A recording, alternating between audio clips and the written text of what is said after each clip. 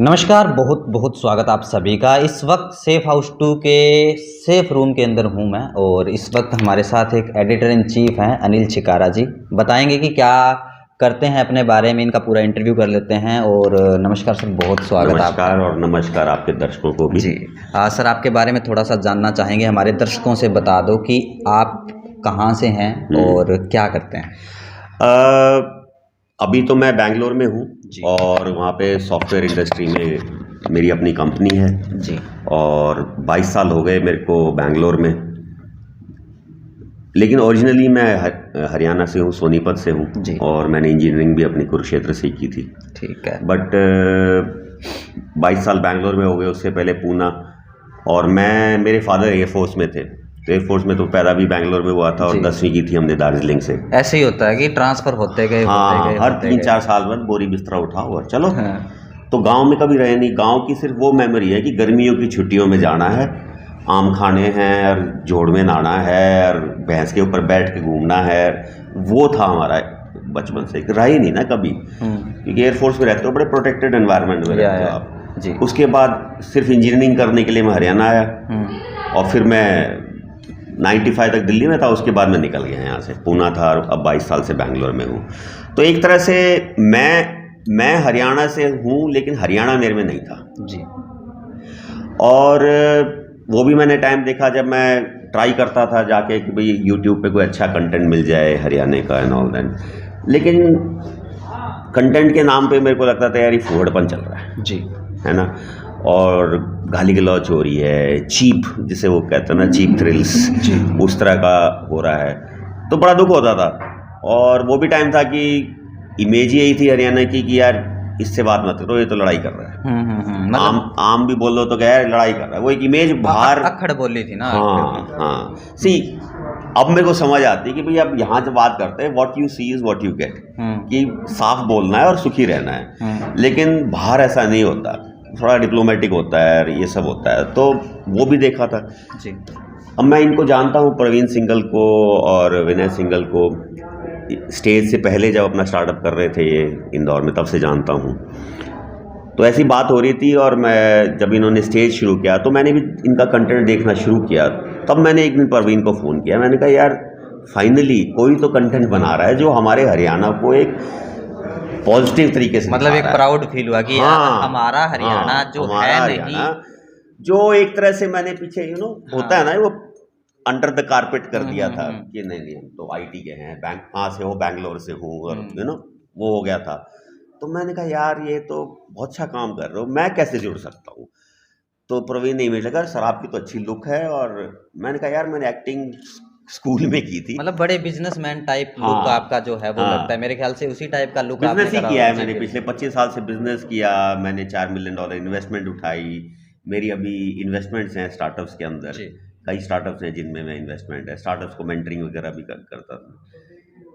और आर्टिस्ट भी हूँ, स्कल्पटिंग की हुई है मैंने, न्यूयॉर्क से स्कल्पटिंग कोर्स किया हुआ है। आर्टिस्ट वाला कब से था? बिजनेसमैन से पहले ही था कि पहले से था ये? अच्छा, तो फिर पहले कभी नहीं सोचा कि यार फिल्मों में जाके काम किया जाए, बड़े पर्दे पे काम किया जाए? मेरी जब इंजीनियरिंग में एडमिशन हुआ, ये 83 की बात है जी, तो मेरे सोनीपत में थे और मेरे फादर के एक फ्रेंड थे, कोई फिल्म बना रहे थे हरियाणवी, और उन्होंने कहा आपका लड़का तो बड़ा स्मार्ट है, इसको हम रोल देंगे जी। तो मेरे को बोला, मैं एक्साइट हो गया कि स्कूल में नाटक वगैरह करते थे और मेरे फादर हैं टिपिकल वो मिलिट्री वाले। उन्होंने कहा अरे डूम बनेगा, चल इंजीनियरिंग कर ले। तो वो उनका वो था कि भाई नलायक, नाचनिए गानिए, हाँ ये चीज बोले यही करेगा। तो उस टाइम तो कुछ हुआ नहीं। अब मैं हो गया 57 ईयर्स का। अब बाप की मानेंगे नहीं। नहीं, फादर तो चले गए 97 में चले गए उन्होंने। इनफैक्ट उन्होंने तो मेरा बिजनेसमैन बनना भी देखा। तो पहले मैं HCL में काम किया, फिर विप्रो में काम किया, फिर 2020 में 2001 में अपनी कंपनी शुरू करी। अच्छा। फिर 2013 में बेच दी, निकल गया। उसके बाद और कंपनीज में इन्वेस्ट किया है। तो अब मैंने प्रवीण ने कहा यार अब मेरा मन कर रहा है वापस, मतलब मैं हरियाणा से हूँ लेकिन हरियाणा अब मेरे में जाग रहा है। मैं तो अपने जुआ है हमारा गांव सोनीपत में, 20 साल से अपने गांव में गया हूँ। हमारी ज़मीनें हैं वो मदर ने दे रखी हैं, तो हम तो गए भी नहीं खेत में, कभी लगा ही नहीं कि कोई पुल, वो एक पुल होती है ना। कोविड में जब ये सब कहानी हुई, और कोविड में आपको भी पता है सबके दिलों में चोट लगी है जी बिल्कुल। तब याद आई कि माँ की और इसकी और गांव की, धीरे धीरे, कोविड में सारे शहर वाले गांव में आ गए। है ना। हाँ बिल्कुल। तो मैंने कहा प्रवीण भाई मेरे का दिल कर रहा है अब कुछ करना है। हम्म, तो उन्होंने कहा अरे सर आपका मैं स्क्रीन टेस्ट कराता हूँ। तो उन्होंने स्क्रीन टेस्ट किया। ये संजू सैनी हैं जिन्होंने अखाड़ा हाँ बनाई है। हाँ तो उन्होंने कहा, मेरे को याद है उन्होंने फ़ोन किया कि आपका लुक तो बहुत अच्छा है, आवाज़ भी अच्छी है, हरियाणवी बोल लेते हो। जब मैंने हरियाणवी बोली, बोले अरे, तो मैंने कहा मैं 22 साल से मैंने हरियाणवी बोली नहीं है, लेकिन अपनी माँ के साथ तो हरियाणवी ही खून बात में तो करता हूँ, हरियाणवी है। सिस्टर के साथ तो हरियाणवी ही बात करूँ, हिंदी निकलती नहीं घर में जाके। तो सही मेरी है। वो वाली हरियाणवी है। अच्छा। तो बोले चलो अच्छा है। तो उसमें छोटा सा था, तो मेरे लिए तो एक्सपीरियंस था, तो मैंने गया तो बहुत मज़ा आया, उनको भी मज़ा आया। जी। फिर जब इसकी बात चल रही थी तो रमेश जी को ऐसा कैरेक्टर एक चाहिए था, आर्टिस्ट जो रूट्स जिसकी हरियाणा में हो, लेकिन वो हरियाणा में रहा ना। तो मेरी भी इच्छा थी, तो वही मैचिंग ला जाओ, मैं आ गया। अब यहाँ पे कितने टाइम से हो आप सेफ हाउस? 3 दिन हो गए। 3 दिन हो गए। मेरे कहाँ तो से? 6-7 सीन हैं। अच्छा। जब वो लालू का क्या होता है, वो जब वो ज्वाइन करता है ये बड़ा नेशनल मीडिया हाउस, तो मैं मीडिया हाउस का ओनर हूँ और मैं उसको लेता हूँ उसमें, और किसी को नहीं पता वहाँ पे कि मैं हरियाणा से हूँ, क्योंकि मैं हिंदी में ही बात करता हूँ। लेकिन जब ये मुद्दा बहुत गर्म हो जाता है, तब मैं मेरे अंदर से हरियाणवी निकल के आती है और मैं सपोर्ट करता हूँ कि भाई ये टीआरपी के लिए काम करते हैं इसमें? नहीं, मैं उसमें, क्योंकि इसका पुराना बॉस जो था वो टीआरपी के चक्कर में झूठ भी बुलवाता था इससे। अच्छा। और मैंने इसकी पढ़ी थी, मैंने कहा यार ये बंदा ठीक है, इसको लेकिन पीछे से सपोर्ट चाहिए, क्योंकि ये इसमें जो खाप पंचायत और ये सब हुआ है, असली मुद्दा तो ये है कि भैया तुमने बाहर के रूल से, अब एक कल्चर के रूल से आप दूसरे कल्चर को देख रहे हो, ठीक है। तो डिस्टॉर्ट हो ही गया ना वहाँ पे। और आप उसी की कहानी बता रहे हो, इस कल्चर वालों की तो पूछो भाई तुम क्यों कर रहे हो ऐसा। तो ये जो इसमें दिखाया है इन्होंने, इट्स अमेजिंग। मेरी तो आंखें खुल गई और मैंने कहा यार ये मेरी किस्मत है शायद कि इस उम्र में आके मैं इस तरह से हरियाणवी और हरियाणा के बारे में सीख रहा हूँ। क्योंकि मैं फ्रैंकली मैं बताऊँ, जब ये 3-4 साल पहले कुछ खापका हुआ था और पंगा हुआ था, तो मैं उस टाइम भी डेप्थ में नहीं गया था, लेकिन मेरे को शर्म आई थी कि यार क्यों करते हैं मेरे हरियाणा में ऐसा क्यों करती है पंचायत, हर्ट करती कुछ चीज़ें, है ना। वो इसलिए था कि नेशनल न्यूज़ में कोई दिखाता ही नहीं था खाप पंचायत का। वो वही बोले जा रहे हैं कि उसके रूल्स ऐसे हैं, उसके रूल्स। अरे भैया तुम इनसे तो पूछो क्यों, कौन, जैसे वो कह रहे थे कौन मारेगा अपने बच्चे। और दूसरा क्या होता है ना, जब अपने बच्चे बड़े हो जाते हैं ना, तो ये फिर चीज़ें और ज़्यादा आती है। बिल्कुल, वो फिर टेंशन देने लग जाती है। हाँ। तो यार ये सफ़र है, मैं तो सोच रहा हूँ मेरा एक नया सफ़र शुरू हुआ है। मेरा अंत में बिजनेस तो है जो चल रहा है वो ठीक है, लेकिन एक आर्टिस्ट की तरह आगे किस टाइप का काम करना चाहते हैं आप इस सेफ हाउस के अलावा? यार मेरे को विलन वाला रोल, विलन का बहुत मजा आता है। विलन का रोल करते हैं ना, लुक भी ऐसे बना रखी। जब मैंने आपको फर्स्ट टाइम देखा मैं सोचता कि यार अगर मेरी भी अगर दाढ़ी होती ना तो मैं जवानी में वाइट करवा लेता, ऊपर से ऐसे कटिंग करवा के। यार ये तो हेरिडिटरी है, मेरे फादर के भी 30s में उड़ गए थे, मैं तो 20-25 साल से शेव कर रहा हूँ।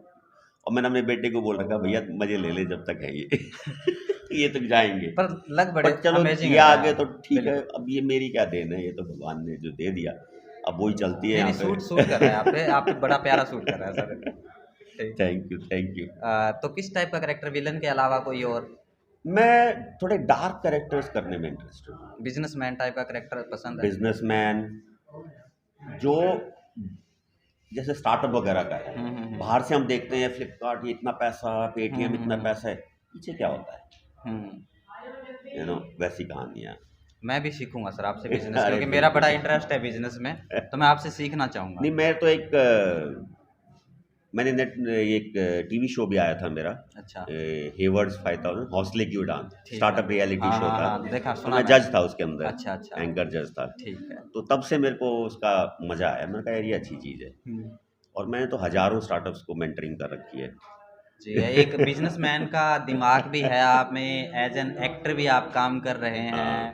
तो होता है ना कि right side left side brain का, मल्टी अब तक वो वाला यूज किया, मैं अब ये आर्टिस्ट वाली ब्रेन एक्टिव हो गई। मल्टी टैलेंटेड बोल सकता हूँ मैं आपको, कोई दिक्कत वाली बात नहीं है कि मल्टी टैलेंटेड अगर मैं बोलूँगा तो उसमें शर्म वाली बात नहीं है। नहीं बिल्कुल। और हमारे दर्शकों से क्या कहना चाहेंगे सर आप? मैं यही कहना चाहूँगा, देखिए नए युवाओं से। हाँ, मैं देखो एंटरटेनमेंट सबको ज़रूरी है और कोविड ने ना एंटरटेनमेंट को फैमिली से पर्सनल बना दिया है। जी मतलब पहले टीवी पे देखते थे, अब फ़ोन पे देखते हैं। जी। मतलब पहले आपको वो देखना पड़ता था जो मैक्सिमम फैमिली मेंबर्स देखना चाहते हैं, अब आप अपना अब तुम अपना पर्टिकुलर देख करते हो। सकते हो। Now any entertainment content without any message is like junk food. मैं चिप्स खाए, मज़ा आया, लेकिन कुछ हुआ तो नहीं ना। कंटेंट वो है कि जो आपको एंटरटेन भी करे से जोड़ और भी बाद रहे। में कीड़ा छोड़ जाए दिमाग में, मतलब यार ये कैसे यार, है ना, तब है कंटेंट। जी। और जब लोग कहते हैं कि यार इस कंटेंट से कंट्रोवर्सी हो गई, मैं कहता हूँ उस कंटेंट का फायदा क्या, डेप्थ नहीं है उस कंटेंट में जिसकी वजह से समाज में कुछ डिबेट ना हो। जी भाई डिबेट होगा तभी तो चेंज होगा ना। जी जी। सब चुप बैठे रहेंगे तो कैसे चेंज होगा।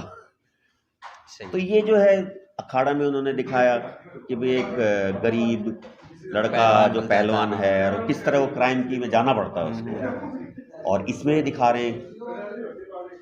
तो और मैं तो चाहता हूँ, आप जो पूछ रहे थे कि भाई कंट्रोवर्सी हो, लोग बात करें, क्योंकि बात करने से ही सॉल्यूशन निकलेगा। बात करने से ही बात हमारी बनती है। पंचायतें भी, हमारे सरपंच भी कहते हैं भाई मारना नहीं है, बात करो।